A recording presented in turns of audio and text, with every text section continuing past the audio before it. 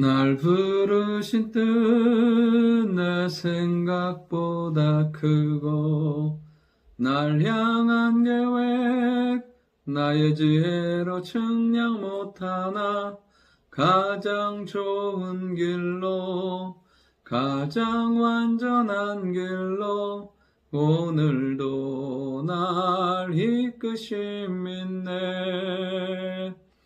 아멘. 하나님 말씀 예레미야 51장 45절부터 64절까지의 말씀입니다. 오늘 유다의 멸망 이후에 계속되는 심판을 보면서 그리고 그 상황을 보면서 느끼는 것이 무엇이냐면 사실은 그 시대나 지금을 살아가는 우리나 사실 크게 다르지 않다는 것입니다. 매일같이 어려움과 갈등과 문제와 그리고 삶을 결단하고 그리고 삶을 어렵게 하는 일들이 끊임없이 닥친다는 사실입니다.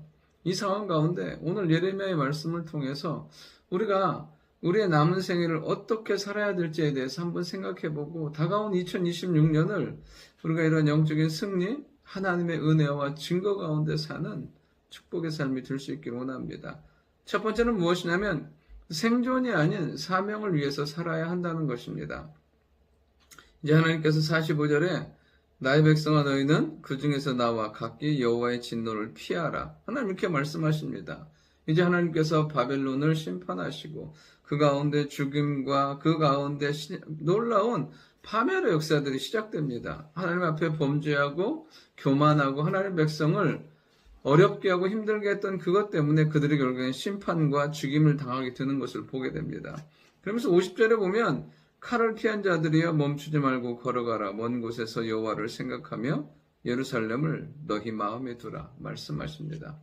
우리가 그 시대도 정말 생존의 문제는 치열한 거였습니다. 하나님께서 그곳에서 나오라고요. 살아야 된다고.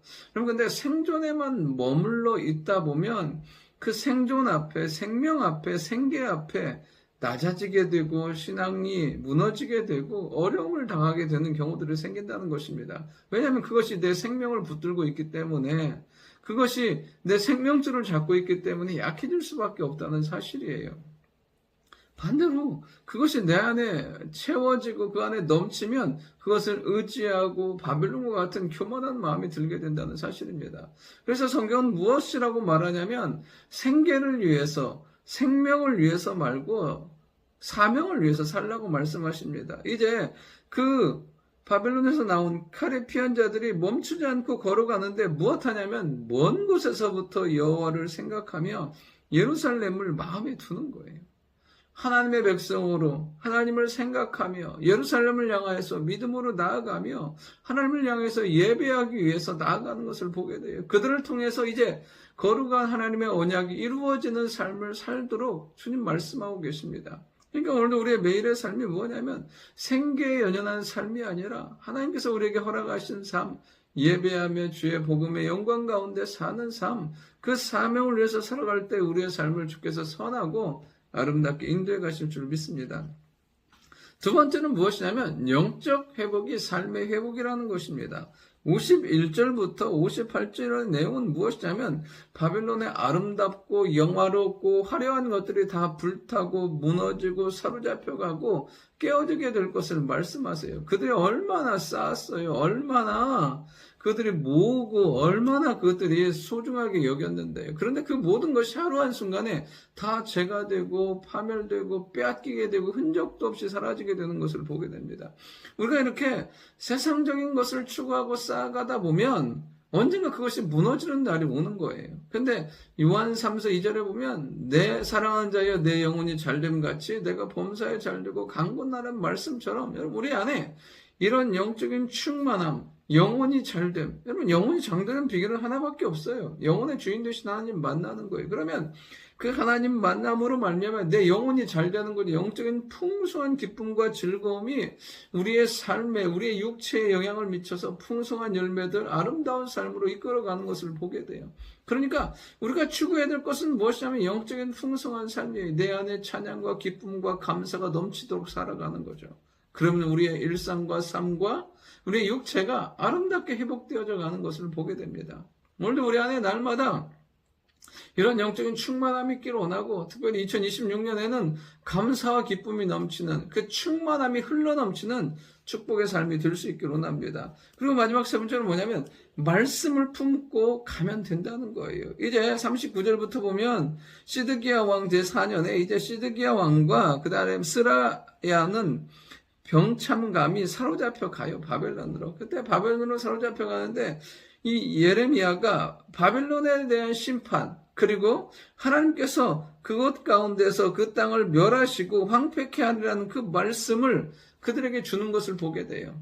그 스라야에게 주면서 그것을 읽으라고 해요. 이 말씀대로 될 거라고. 그리고 그 말씀을 이제 강에 던지라고 이야기합니다. 그러면 포로로 이제 잡혀간다니까요.